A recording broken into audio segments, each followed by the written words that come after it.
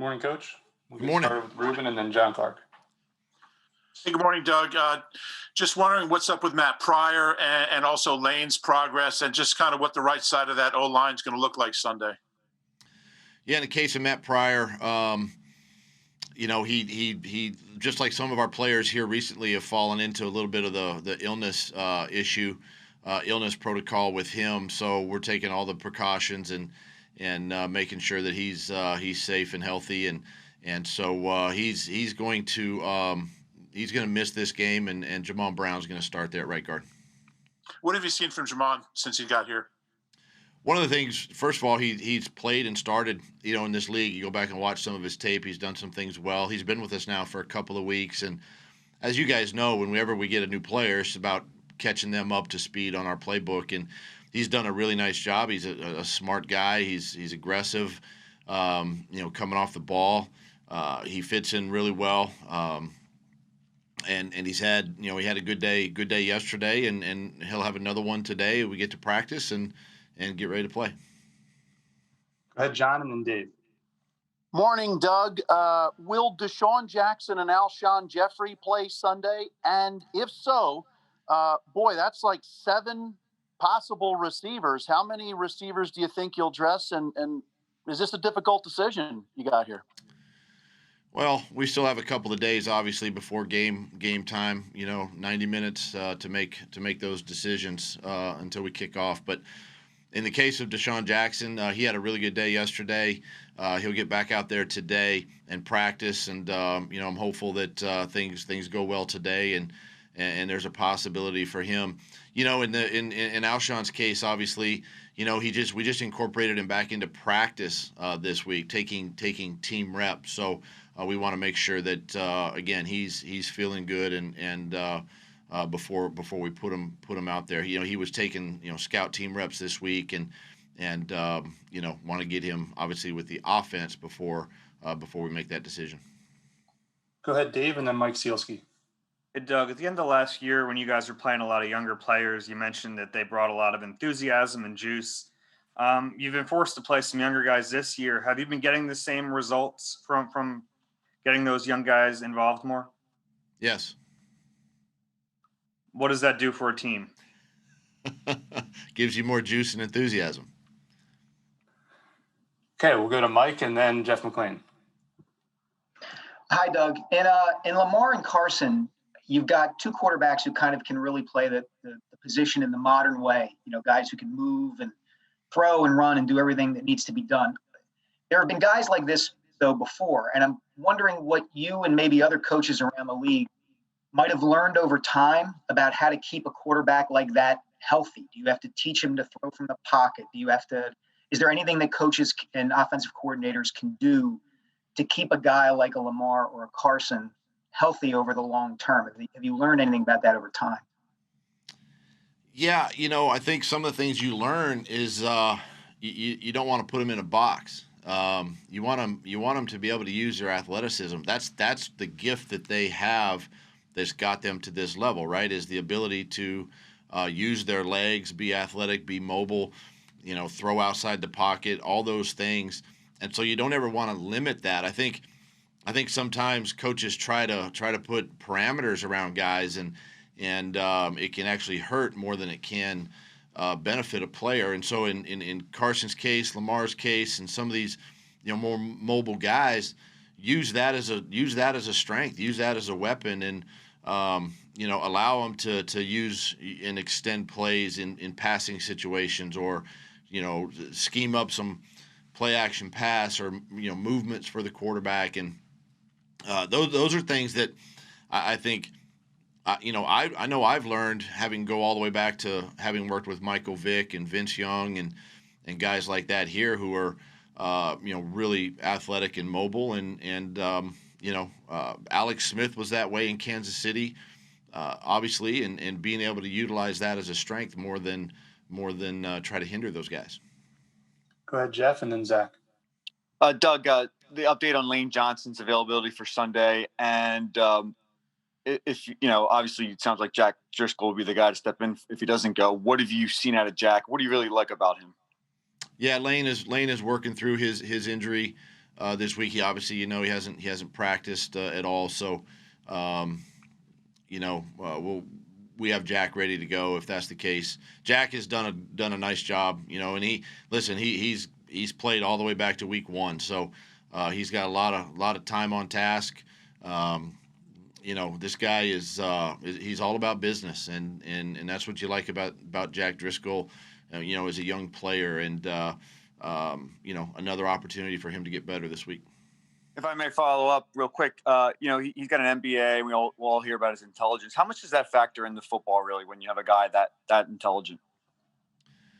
It factors in a lot because they're able to process movement, right? They're able to think on their feet, and that's what you like to see, not only pre-snap but post-snap, and that's something that Jack can do, and how he can change direction just because of what the defense, he can anticipate. Those are all things when you talk about being smart. It's not so much just knowing the plays, it's also anticipating what they see post-snap, when the defense moves, and how to take the initial line call and then apply it to the post-snap.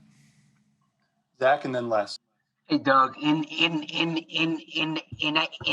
Jeffrey's case, Alshon Jeffrey's case, when you took him off PUP, it sounded like you thought you could get him back in 6 weeks. How do you look back at that decision to keep him on the active roster, especially considering you guys made some tough cuts there? Well, you're exactly right. When you don't put a guy like Alshon on PUP, we hopefully anticipated him coming back within the 6 weeks, right? And it has taken a little bit longer, but again, you guys know that I want to make sure that he's 100%. He's just now getting back into, practice, right? He's done some individual work, and now he's into practice. And I mean, listen, I think medically, Alshon's case, our case, we were hopeful that within the 6 weeks he would have been back. So, I can't second guess the decision, obviously. But he is getting close, and we're excited about that. Go ahead, Les, and then Rob. Darius Slay, he was listed as limited yesterday. I assume he's moved through the concussion protocol pretty well. Does he still have something to get cleared on to get to play Sunday? He's been in the protocol all week. He had part of his part of the protocol was him getting out there yesterday and participating in practice. He did that, and he was cleared this morning by the independent, so he's good to go. Thank you. Go ahead, Rob, and then John McMullen. Doug, I know it was 21 years ago when John Harbaugh was in his second year here as a special teams coach, and you were his holder. What do you remember about his coaching style? And could you tell he was going to go on and become a successful head coach? You're going, geez almighty, I've slept since then. Hopefully it comes down to a hold. Maybe that's the key to the game right there. You just unlocked the key to victory, the holders. I do think back on John and when he was here with Coach Reed back in those early days. He's always had an aggressive mindset. His special teams have always been detailed and really prepared, and obviously back then when I was a player, you don't know necessarily how a coach could if they're going to be a good head coach or a great head coach or not, but you just know he had the right chemistry, he had the makeup, he had the demeanor that if given the opportunity, that he was going to be successful just because of the way I do remember how he approached his special teams unit. Again, how well prepared they were, how hard they played for him. And that's obviously carried over to his teams in Baltimore. Go ahead, John, and then Kristen. Hey, good morning, Doug. Rob kind of stole my thunder. I was going to ask you about Harbaugh, but I'll switch to the defense. That Baltimore defense, I think they've had turnovers in something like 18 straight games. That's the most in the NFL. What did they do well, and what does that make difficult for you as a game planner? Well, as far as game planning, you got to go execute, and you got to execute the play called. As far as them and creating turnovers, one, they know how to put pressure on the quarterback, so the quarterback is sometimes forced to make bad decisions or put the ball be a little bit less accurate, and so they get interceptions on the back end. And I think one of the things they do probably better than anyone in the league is they know how to tackle or punch out the football, and you saw it last week, and Marlon Humphrey, is one of the best in the league at doing that, and it's something that we've coached our players up this week. We've shown them tape on that, but listen, until you're out there doing it, it's just a matter of just understanding and putting our players, trying to getting our look squads this week to try to simulate that a little bit in practice. But they're really good at it. They're really good at getting the ball out, tackling the football, punching at the football, disrupting timing in the passing game, and that's why they've been able to create turnovers. We got time for a couple more, so we'll do Kristen and then Tim. Good morning, Doug. I too was going to ask about John Harbaugh, so let's talk about the tight ends instead. Mark Andrews has put together a really good season so far. What's the difficulty that he brings, especially considering this Eagles defense, has struggled against some tight ends in the first few weeks? Well, obviously for them, it starts with the run game and then everything, the play action pass, the QB movement comes off of that, and they're real dynamic that way. And he's such an athletic guy. He's big, he's physical, and they've been able to just create space. Lamar is dynamic, and so there's a lot of attention obviously on him. And when he gets rolling, so sometimes the tight end is just left really just wide open, dropped coverage and things of that nature. And so, teams like this, you got to remain disciplined on defense, right? You got to trust your eyes, you got to trust your instincts, trust what you have been taught during the week as far as the game plan goes, and just lock into that, and hopefully you can at least limit the amount of exposure or the touches, with guys like that. Go ahead, Tim. Doug, you had 4 guys listed as illness on yesterday's report, including Jamon Brown, who you're saying is going to be starting in place of Matt Pryor, but Matt Pryor is not going to be able to play. Can you help explain that? And whatever's happening, are you confident you have contained?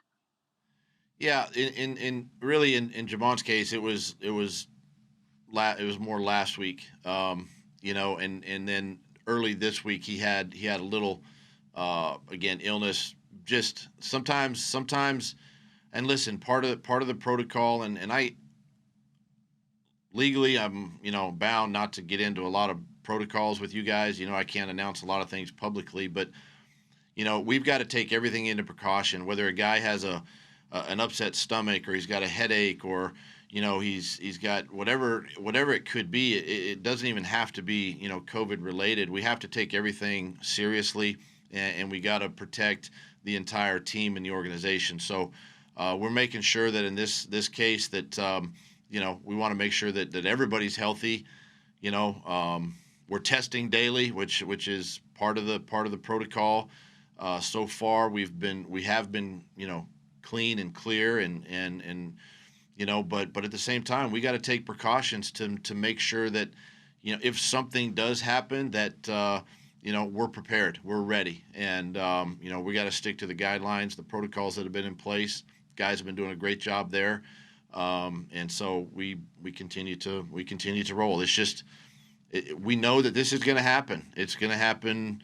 You're seeing it around the league, right? It's happening again today. So we're just taking every precaution to make sure everybody's healthy. Okay. Thanks, Coach. Thanks, everybody. Thanks, guys.